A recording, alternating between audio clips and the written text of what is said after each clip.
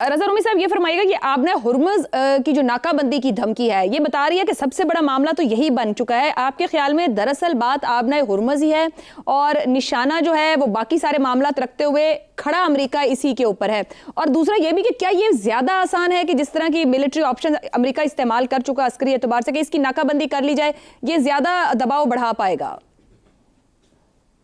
मसला यूं है कि ये आबनाए हुर्मुज़ का मसला या जो तनाज़ा है वो तो मौजूद है कई अब हफ्तों से, मगर बड़ा प्रॉब्लम डोनाल्ड ट्रंप के लिए वो ये है कि वो इस जंग से कैसे बाहर निकले, और वो सुझाई नहीं दे रहा। उनको एक फेस सेविंग चाहिए जिससे कि वो ये बता सकें अपने अवाम को, अमेरिकी अवाम को, कि उन्होंने ये जंग जीत ली है या उनका इस जंग में कूदना जो है वो गलत फैसला नहीं था। क्योंकि जैसे हम पहले बात कर चुके हैं कई बार कि अमेरिका में ये जंग जो है दिन ब दिन गैर मकबूल होती जा रही है, और आज जो तेल की कीमतें दोबारा से उनमें इजाफा हुआ है उसके असरात जो है न सिर्फ ये कि इन्फ्लेशन पर होंगे, बल्कि अमेरिका के अंदर कसाद बाजारी का जो खर्चा है वो भी अब तकवीत पा रहा है इसी जंग और इस तरह की माशी जो शॉक्स हैं उनकी वजह से। तो ट्रंप इससे निकलना चाहता है, और यही वजह है कि वो ये यहाँ तक आ गया कि वो उसने मौका दिया पाकिस्तान को कि वो मीडिएट करे इस पूरे मामले को। वहां पर उनकी बात नहीं बनी फिलहाल पहले राउंड में, लेकिन अल्टीमेटली यही होगा, क्योंकि जो दूसरा रास्ता है इस जंग को कंटिन्यू करने का, ये ब्लॉकेट जो अभी दोबारा से किया, आप देखिए उसके ऑलरेडी ग्लोबल उसके शॉक्स आ रहे हैं। तो ये अब मुझे नहीं मालूम कि इसमें कौन सी ऐसी लचक ईरान भी दिखाए, और जो कि मगर रज़ा रूमी साहब, जिस तरह नाकाबंदी की धमकी दी गई है, जो पासदारान का जवाब है वो तो बराबर नहीं बल्कि बराबर से आगे का जवाब है। तो वो तो कह रहे हैं कि सीज फायर भी खत्म हो जाएगा अगर वो उस जगह पे दिखाई दिए या कोई रोक टोक हुई अमेरिका की तरफ से। तो अमेरिका ईरान क्या लचक दिखाएगा इस पे? जी, ईरान की लचक से मेरी मुराद ये है कि जो सेकंड राउंड होगा उसमें कोई ऐसी बातचीत हो। आज के हवाले से तो ये देखिए, अब स्ट्रेट ऑफ हॉर्मुज़ जो है, आबनाए हॉर्मुज़, वो अब एक ईरान की स्ट्रेटेजिक उस कार्ड बन चुका है। इस जंग से पहले लोगों को सिर्फ अंदाजा था, इसके ऊपर गुफ्तगू होती थी, लेकिन मौजूदा जंग जो जारी है उसमें उसने ये साबित कर दिखाया है कि दर हकीकत ईरान के पास एक बहुत बड़ा कार्ड है जो कि न सिर्फ अमेरिका को मुतासिर तो करता है, पूरी दुनिया की मईशत जो है उसको भी मुतासिर करता है। और यही वजह है कि इस वक्त ईरान का पलड़ा जो है वो भारी है।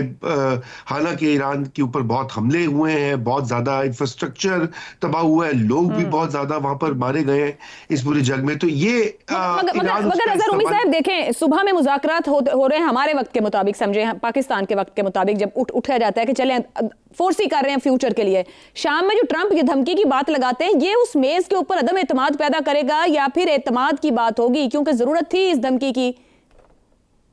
जी, मेरे ख्याल से अदम एतमाद की ही बात है। अगर आप देखें तो जब जेडी वैंस जो पाकिस्तान आए हुए थे तो उनसे पूछा गया सवालात में कि उन्होंने सदर ट्रंप से कितनी बार बात की, तो उन्होंने कहा कि उन्होंने उनके साथ कई बार बात की और बार बार उनसे वो रब्ता करते रहे। एक बार तो उन्होंने गालिबन नेतन्याहू से भी बात की। तो इस वक्त डोनाल्ड ट्रंप की जो इस जंग के हवाले से कैलकुलेशन है वो कुछ इस तरह से है कि बगैर किसी किस्म की फेस सेविंग के लिए उसके लिए पीछे हटना बहुत मुश्किल होगा, चाहे अब उसका नुकसान मजीद हो के ना हो। लेकिन यही वजह है कि जैसे अभी शहजाद साहब ने कहा कि दीगर जो ममालिक हैं और ताकत के मराकज हैं दुनिया में, मसलन यूरोप है और चीन है, तो उनको भी ये हिस्सा डालना चाहिए सिफारतकारी में। पाकिस्तान को तो उन्होंने बैक किया, वेलकम किया है, लेकिन इस वक्त जरूरत है कि इस जो एक बदमस्त हाथी है उसको रोका जाए, और उसको, क्योंकि ये पूरी दुनिया को मुतासिर कर रही है ये पॉलिसीज। बिल्कुल दुरुस्त हो गया।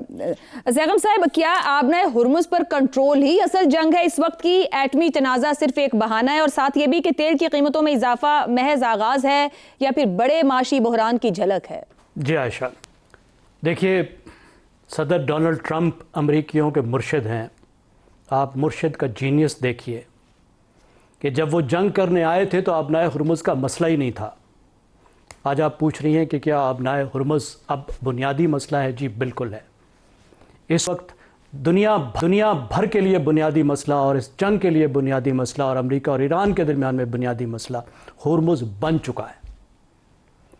اور پھر مرشد کی جینیس دیکھیں کہ ناکہ لگایا ہوا ایران نے ناکہ کھلوانا ہے اور مرشد کہتا ہے اس ناکے پر میں ناکہ لگا دیتا ہوں. اس سے مسئلہ کیسے حل ہوگا؟ دنیا میں سب لوگ حیران ہیں کہ یہ مسئلے کا کس طریقے کا حل ہے. ایران کا آپ نے معاشی بائیکاٹ کرنا ہے, معاشی طور پر اس کو نقصان پہنچانا ہے. صدر ٹرمپ کہہ رہے ہیں کہ جب یہ بند کریں گے تو اس کو معاشی طور پر تباہی ہوگی. ایران تو معاشی جنگ ہی نہیں لڑ رہا, اس کی تو وار آف چوائس نہیں ہے. معاشی جنگ لڑنے تو آپ آئے تھے. جہاں کو آپ کو تیل کے کنویں کی بو آتی ہے آپ چیلوں کی طرح اس کے اوپر مڈلاتے ہیں. ایران کے پاس تو بہت تیل ہے, اس نے تو کسی کا تیل نہیں چھیننا تھا. آپ نے وہاں وار آف ایگریشن کی, بار بار کی. وہ تو اپنی وجودی جنگ لڑ رہا ہے, اپنی بقا کی جنگ لڑ رہا ہے. وہ تو مجبور ہے کہ جو بھی اس پر دباؤ ہوتا ہے وہ لے گا, جتنی تباہی آتی ہے وہ لے گا. وہ ایک تہذیبی ریاست ہے, اس نے ہمیشہ اس طریقے سے اپنا دفاع کیا ہے. اب کیسے اس کو معاشی طور پر تباہ کر لیں گے؟ آپ نے چھوڑا کیا ہے؟ 40% تو انفلیشن وہاں ہر سال ہوتی ہے. آپ نے دیکھا ہے اس کی کرنسی کا حال دیکھا ہے کہ بوریوں میں بھر کے لے جانا پڑتا ہے خرید و فروخت کرنے کے لیے. مسئلہ تو آپ کے ڈالروں, آپ کے یورو, آپ کی کرنسیز کا آئے گا. قیمت تو اب آپ کو دینی پڑے گی. وہ تو قیمت دے چکا اور مزید بھی دے لے گا. اسے کس طریقے سے حل نکلے گا کہ آپ کہہ رہے ہیں جی ایرانیوں کے جہازوں کو اب ہم نہیں جانے دیں گے. ٹھیک ہے جی, آپ نہیں جانے دیں گے تو ایران پھر باقی جہازوں کو بھی نہیں جانے دے گا. اور پھر دوسری بات ہے, جن جہازوں کو آپ روک رہے ہیں وہ تو چین کا تیل لے کر جاتے ہیں اور چین کے جہاز ہیں. یہ تو ڈائریکٹ کنفرنٹیشن آ جائے گی امریکہ کی چین کے ساتھ جب وہ چین کے جہازوں کو روکے گا. آپ دیکھتے ہیں نا کہ کیسے چین کے جھنڈے والے جہازوں کو امریکہ روکتا ہے کہ تم آ رہے ہو ایران کی پورٹ سے, تمہیں ہم نہیں. زیغم صاحب, چین نے اعلان کیا اس بیان کے بعد, جہاں اور بہت کچھ کہا ہے وہاں اس نے کہا ہے کہ ایران کے ساتھ تجارتی اور توانائی معاہدے ہیں, ہم ان کا احترام کریں گے اور توقع رکھتے ہیں دوسرے ہمارے معاملات میں مداخلت نہیں کریں گے. جی آپ دیکھیے, اگر ایران آپ کی فرمائشیں نہیں مان رہا تو چین از اے گریٹ پاور. خود سویلائزیشنل اسٹیٹ ہے, خود ایک ڈگنیٹی رکھتا ہے, کسی بدماشیوں کو نہیں مانتا. جس دن آپ ان کے ساتھ بدماشی کریں گے تو اگلا دن پھر ایک مختلف دن ہوگا. پھر دنیا ایک مختلف کنفرنٹیشن کی طرف جائے گی, ایک مختلف قسم کے جھگڑے کی طرف جائے گی. ٹھیک ہو گیا. تو آپ یہ دیکھیے کہ اس وقت 20 ملین بیرل تیل جنگ سے پہلے نکلتا تھا. اب حالت یہ ہے کہ 7 ملین بیرل تیل آ رہا ہے باہر ٹوٹل. اس میں آپ بحیرہ احمر کو بھی گنوا لیجئے اور جو یو اے ای کا اس سے آبنائے ہرمز سے باہر تیل نکلتا ہے اس کو بھی گن لیجئے. ٹھیک ہوگا. اور 2 ملین بیرل ہے اس میں سے ایران کا. وہ آپ نے بند کر دیا تو کیا نتیجہ نکلے گا؟ پہلا نتیجہ تو یہ نکلے گا کہ آپ تیل کی قیمتیں کم کرنا چاہتے ہیں, تیل کی قیمتیں مزید آسمان پہ چلی جائیں گی. پھر یہ راستہ مزید بند ہوگا تو پیٹرو کیمیکلز بھی بند, کھاد بھی بند, اور اس کے ساتھ ساتھ جو بہت سے اہم باقی چیزیں آتی ہیں, ہیلیم وہ بھی بند, ایلومینیم بھی بند, سب کچھ بند. مقصد تو آپ کا جو حاصل کرنا تھا اس سے آپ الٹے پڑ رہے ہیں. مسئلہ یہ ہے کہ اس وقت کوئی طریقہ ہی نہیں ہے صدر ٹرمپ کے پاس اس مسئلے کو ہینڈل کرنے کا. تو ہم یہ کہہ سکتے ہیں پھر زیغم صاحب, جتنے انپریڈکٹیبل ٹرمپ خود ہیں اتنا ہی انپریڈکٹیبل انہوں نے پوری دنیا کا نظام بھی اس وقت بنا دیا ہے. حسن نثار صاحب, آپ کے خیال میں؟ کوئی شک نہیں ہے, کوئی شک نہیں. مجھے آخری پوائنٹ مجھے اجازت دیجیے گا. دیکھیے اس وقت حل یہ حسن نثار صاحب سے معذرت کے ساتھ دیکھیے گا کہ اس وقت واحد حل یہ ہے کہ امریکہ دوسری گریٹ پاورز کو ساتھ بٹھائے.